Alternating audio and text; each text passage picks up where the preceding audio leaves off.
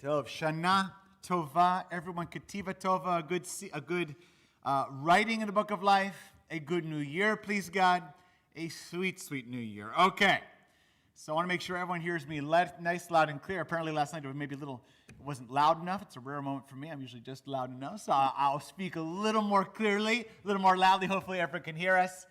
We thank everyone so much for their support, as I noted last night, for Rabbi Jenny, for our family, for your understanding. This Rosh Hashanah, this continues to be unique, and we are pivoting, but I'm so proud of how our congregation has pivoted. We had a chance even to come together, some of us here in the sanctuary, and have a feeling of that Hamish Beth Meyer community, which we miss desperately, and we're glad to have moments where we can come together, especially to celebrate the new year. Tov. All right, everyone, get in your seats, get yourself comfortable. You're probably at home, maybe you're sitting on the couch, sit in a chair, get yourself comfortable. Hopefully I'm going to keep you guys in the edge of your seats if I do this right. All right, start with a joke, all right? Because, let me give the joke first, all right?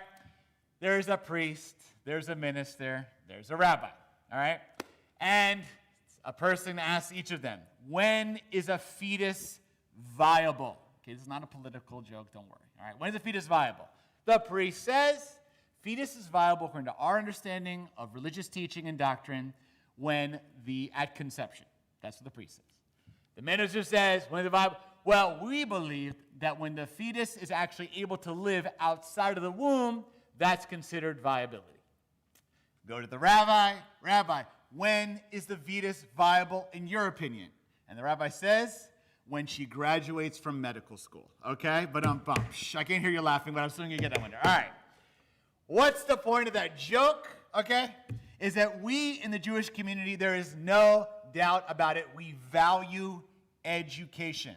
We value study. Vishinantan levanecha. Teach them to your children in the Shema twice a day in the Ve'ahavta. Talmud Torah, the mitzvah. So many people will come to me and say, Jews throughout the world, wherever I go, every Jewish community, people, by the way, not Jewish, will say, out of respect and kavod, how can it be? There's always different people. How are there so many Jewish Nobel Prize winners in science and chemistry, medicine, whatever? How can it be Jews? And a very common answer that we give in our tradition, by the way, that I don't think is wrong, but it's that we value deeply education. It's like my own grandparents would say, may they rest in peace, is that's one thing that they cannot ever take away from you is your education. So we value it both in our study of the Torah, in Talmud Torah, and the mitzvah of teaching and study, not just for children, but for all ages, that learning and study is a way of understanding God and the world. It's how we grow. And we also apply that into the world, that we try to get the type of education we can to get the credential, which is totally appropriate, but in order to advance our lives, our careers, and understanding is through learning and education. And the word in Hebrew for education is chinuch. Chinuch, you may have heard before, in there, chinuch. Similar to, by the way, the word Chanukah. Chanukah. Chanukah, most of you say, what does it mean? It means dedication or rededicating the temple in the Hanukkah story. So interesting connection. Chinuch and Chanukah is that even within learning in the Hebrew word, it's about dedicating yourself to study, committing yourself. Those of us who have been in school, which is basically all of us, know what it means to have dedication, especially in those tough moments with tough final exams. You have to focus yourself and dedicate your whole soul to it if you want to succeed. That's chinuch. But I want to push a little here, all right? I'm not saying we don't value chinuch. We do. Study, yes. Has it shown itself true? Absolutely. The medical degree joke aside, all right? We value it. But I want to say that the Torah, especially on this day of creation of the world, where we're thinking back to the Garden of Eden and the creation of all, that the Torah actually has a slightly different focus than just chinuch. Chinuch's important. But there's another word that comes up very early in the Torah that has a slightly different nuance and maybe kind of a difference. I'm going to play with the kind of the contrast between the two.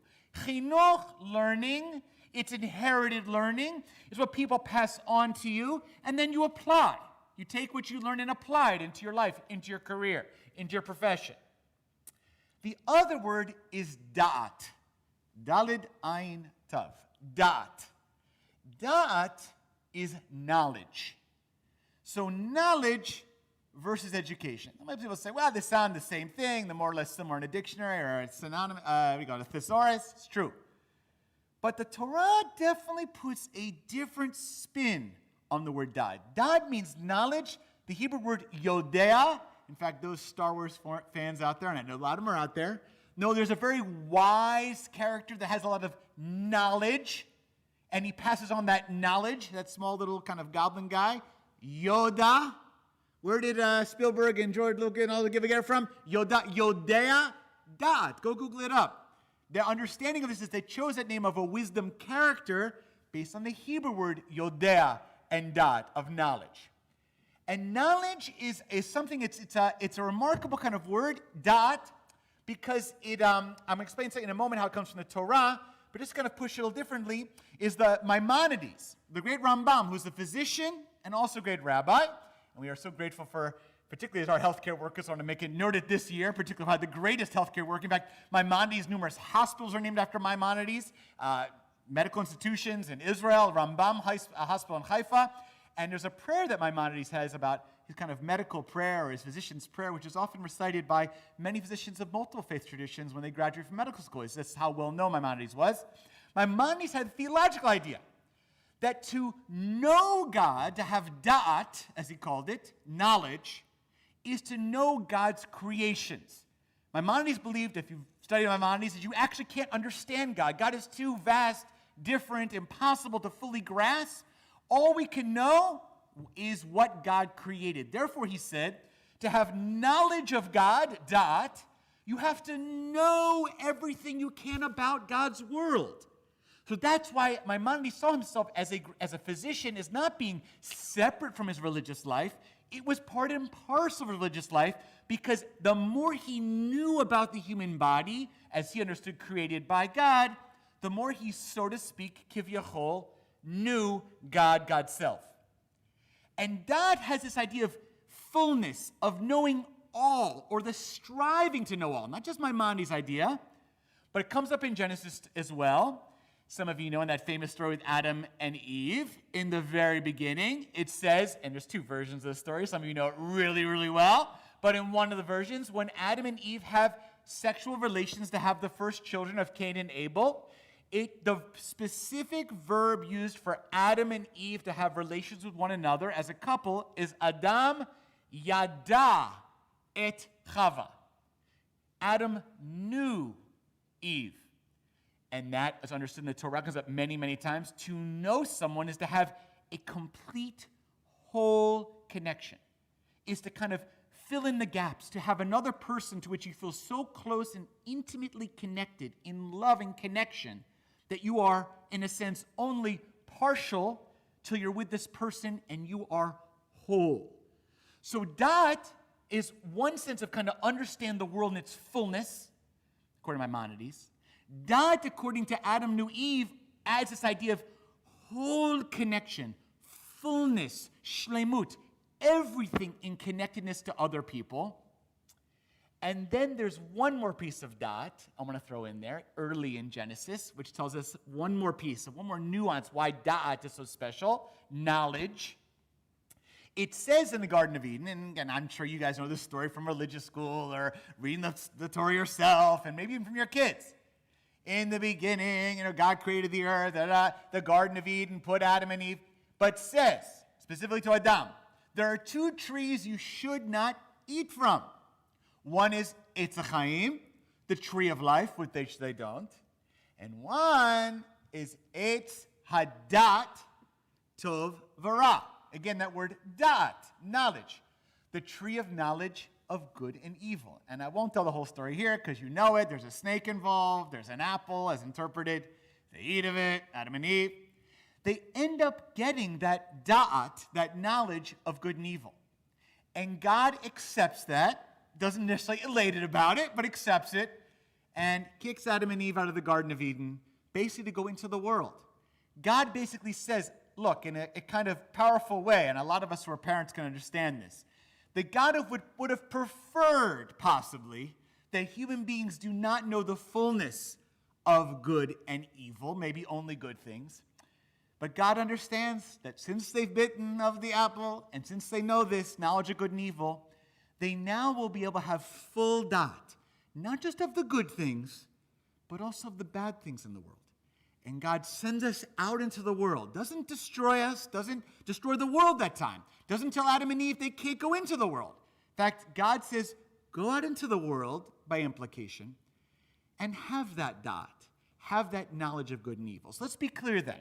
In these examples of dot, difference than chinuch. Chinuch is about received knowledge. Dot is about whole knowledge. It's about scientific knowledge. It's about learning. It's about desire to learn about everything. Not just the things I want to learn about, but everything that there is possibly to learn. In fact, I could say, based on this, that the goal of the Torah is not just for us as the Jewish people and all humanity, perhaps, to be educated. The goal is for us to pursue dot, to pursue knowledge of good and evil. Okay, now you could say to me, Rabbi Beseder, my nafka mina, famous Talmudic phrase. What does this matter? You've made your point. I hope I did, at least, right? We're not just people of learning that's done what's made us great. We're also people who pursue dot, full knowledge, come what may. Why is that so important? Why bring Rosh Hashanah?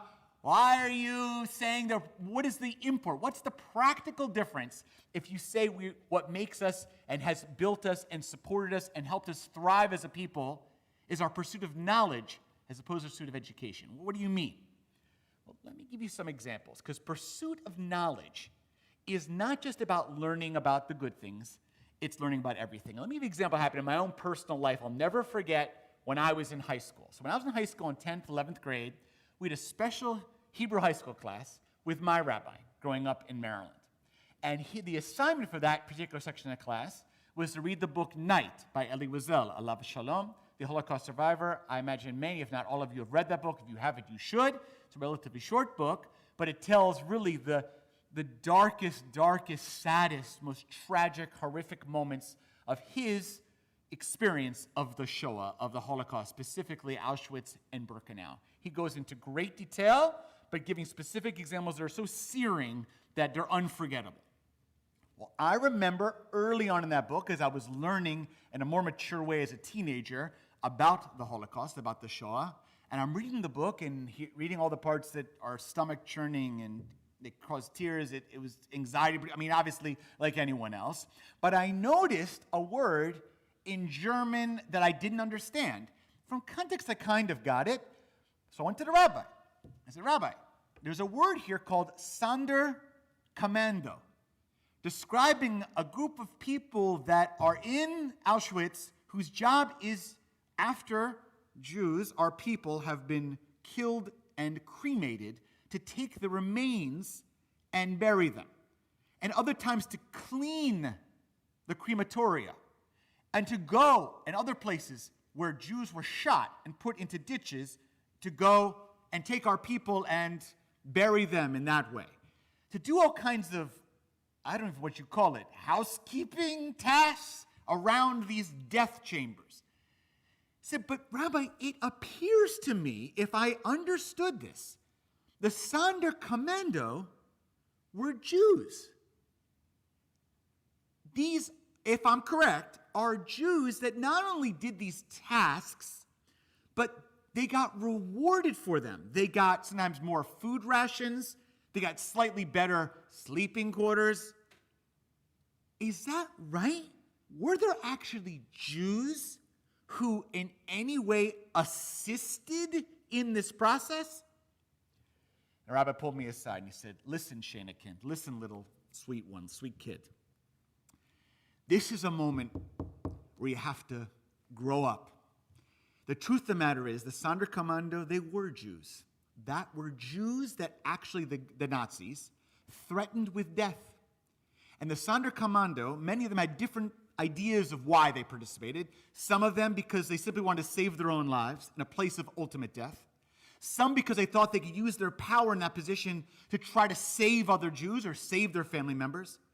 Others because they thought, in this process, they could get more rations, more food to distribute to others.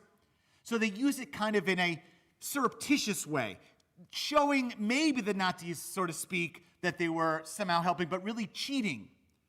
But the truth of the matter is, Eric, is that the Sander Commando were Jews because the story of the Shoah, while overwhelmingly is about the Nazis oppressing and destroying or trying to destroy our people, it is true that many individual Jews reacted dramatically differently in that moment, and some did offer to be Sander Commando. We do not judge them. They were living in living hell. What can we say? But he said, Eric, Shana Kint, that's called history. That is, I'm giving my language, da'at, knowledge, full and complete knowledge. Not just the part of the Shoah that says everything is one way, but when you get into the more micro story, begin to get some of the nuances, and begin to realize that history is not always one way, one clear. There's complexity in there. And the Sander Commando showed that there's not just one way to our story, there's more nuances to our story. That's pursuit of knowledge. That's pursuit of da'at. That's realizing on this level, on the granular level, that there's more going on than just the general. When you get into specifics, you realize that things are a lot more complicated. Example number 2, one that I'm going to bring it home here, about da'at, here in Raleigh, North Carolina. We've had the privilege here in our bima, when we were able to gather, to have Joe Holt speak here about his experience as a student here in Wake County, or at that time, Raleigh, City of Raleigh Public Schools. And I want to really thank particularly Lev Cohen, the Explorers class, who originally brought this to my attention a number of years ago. It was remarkable mitzvah work. You can Google it yourself. I won't tell the whole story, but bottom line, as many of you are familiar, Brown versus Board of Education in the mid-1950s by the Supreme Court, supposedly, the law of the land was that all schools needed to be desegregated, and there was no such thing as equal, separate but equal, essentially.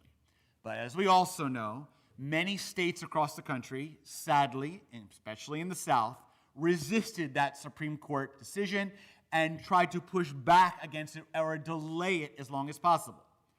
So where does Joe Holt come in? You can Google it as well. He's been recorded his history in various locations here in North Carolina, African-American history. It's quite powerful. He and his parents, his mother was a public school teacher, they petitioned the school board to be the first child, he's African-American, to go to a predominantly white school. That school at that time was the Daniel School, now recently renamed the Oberlin School. For 4 years, he and his family went through that process, and for 4 years, every single year, he was rejected and not allowed to attend or basically to integrate those schools. In fact, one part of his story is that he was told to leave for the summer when a cross burning and threats from the KKK were put against his family and his own life. He was a young teenager, and so his threats of safety had to leave. There's more about it. I'm giving you a quick summary of it. It was a horrible, horrible time. When he told us that story, and he said here on our bima, here at Beth Meyer, he said, when I went, and actually my mother went and petitioned to go do this, at threat of her own job, by the way, and eventually her own security, and she was denied, and my family was denied for 4 years.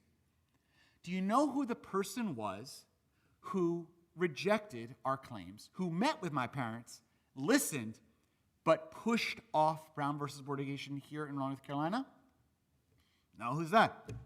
The superintendent of the school board is named with Jesse O. Sanderson. I said to him right here, you mean of Sanderson High School, where a whole lot of our school members go? I've seen sports there. I've spoken to baccalaureate there. It's a tremendous high school. This is nothing against Sanderson today. Sanderson is a wonderful high school. We have numerous kids who go there who love it. I've spoken to baccalaureate, been welcomed enormously well. Just this past week, I had the gift of the Goodman family invited me and Julia Goodman to speak to one of the classes there, and I was lovingly welcomed with open arms. But that school is named after the superintendent who denied integration in Raleigh at that time, Wake County Public Schools.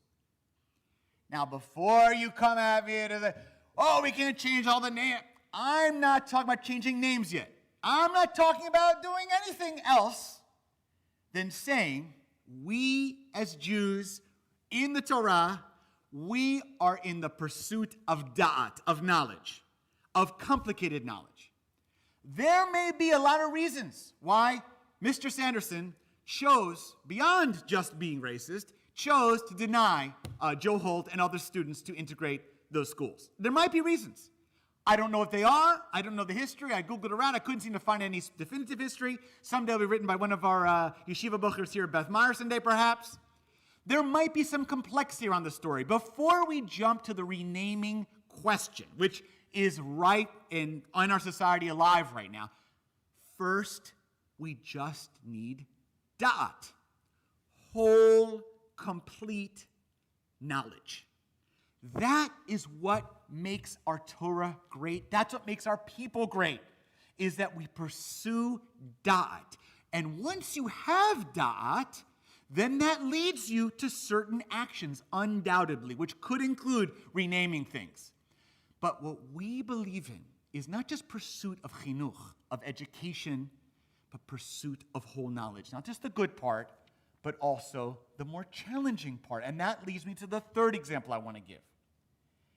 Every wedding couple that I and Rabbi Jenny, we meet with, every single one of them, doesn't matter who it is, every single one, we request of each of them to see a premarital counselor a few times before they get to the wedding canopy, to the chuppah. Now, the vast majority, and I've been doing this rabbi business for 20 years. Earlier on in my rabbinate, when I made this request, some pushed it away, some not.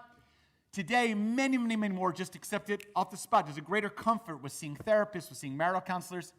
But the common question that comes from many of the couples is they'll say, well, Rabbi, do you see something wrong with us? Like, are you worried for us? Did you see us are we not going to work out? I am not the determiner. I learned that a long time ago, very humbling. I am not prepared. On the extremes, God forbid, if I saw abuse going on or physical abuse, God forbid, of course I would speak up and say such a thing. But no. The reason why I ask Rabbi Jenny people to go to premarital counseling is not because there's something fundamentally wrong with them at all. But we know in that relationship that relationship is going to be one where you will have ultimately da'at of another person.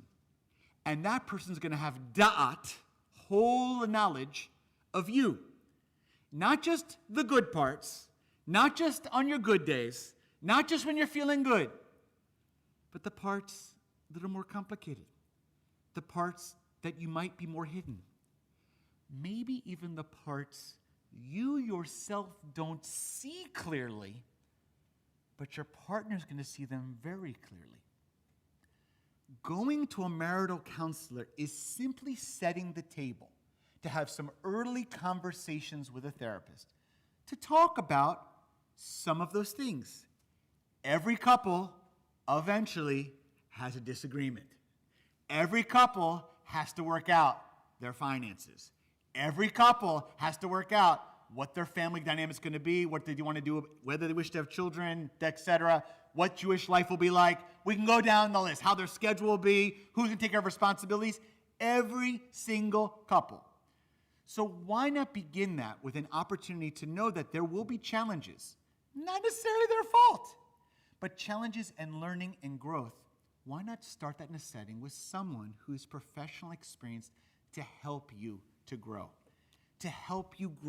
in your da'at, to set the kavanah on your wedding, on your couplehood, as one where you are looking, how can I grow in knowledge of the other, both good and challenging, and how can I grow in knowledge of myself, both good and challenging. Eitz adat tov v'ra, the tree of knowledge of good and evil. The truth is that tree is in all of us. And the goal of the Garden of Eden story is that each of us is invited In fact, I might even say is commanded to not only pursue knowledge of the world, of science like Maimonides, or pursue knowledge of our own people's history like Elie Wiesel, or our local history or issues in our own country like Joe Holt. Perhaps the most challenging and courageous work that we call upon in this Rosh Hashanah Yom Kippur time is the pursuit of knowledge inside ourselves. Not just the part that looks pretty, but the part that's a little tougher to look at in the mirror. That's what da'at demands. Chinuch is education even for the sake of professional growth. Da'at is learning, it's wisdom, it's knowledge for the sake of growing and becoming everything we can as God's image in ourselves. So with this, I close. The joke in the beginning was, when's a fetus viable? And we say, when she graduates medical school. What I want to say is, when is a Jew viable? According to Torah, a Jew is viable when that Jew commits to seeking and pursuing da'at, knowledge. All kinds of knowledge. It means listening to political commentary from one side of the stations and the other side of the stations. Reading one kind of newspaper and journal and reading another one.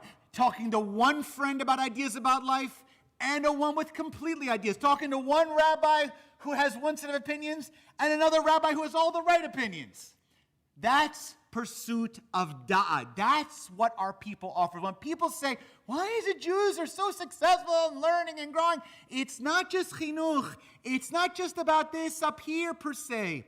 It's about our dying commitment, courageous commitment to learn and to grow in da'at and knowledge, even inside of ourselves, the parts of us that may be very, very hard to uncover. That's perhaps the most brave. And that is what made our people great, has made our people viable, and that is the message of the book of Genesis in the Garden of Eden that we celebrate on this day. May all of us, God willing, this year to come, pursue not just education, which is good, but pursue knowledge. Knowledge of the world, knowledge of society, knowledge of the Holy One, knowledge of the Torah, and also knowledge of ourselves. That is the mitzvah of that. Shana Tova u'Mitzuka.